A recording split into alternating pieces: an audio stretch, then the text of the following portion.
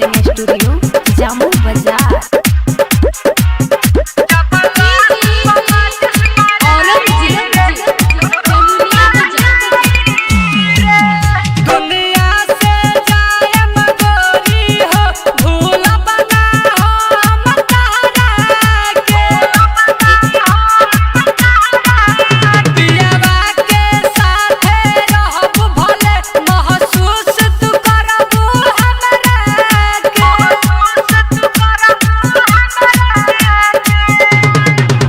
जी अब हम केकर सहारे हो, दीवाना मर जाए रे।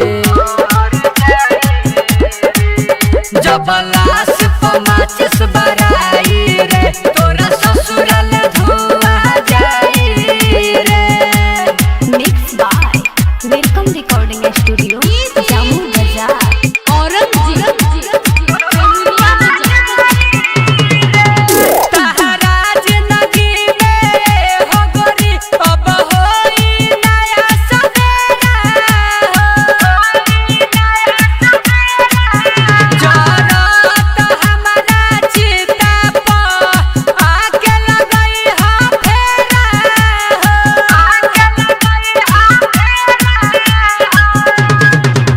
यादव टुन टुन औरंगजेब कहे गइल अजित के जिंदगी लुटाई रे।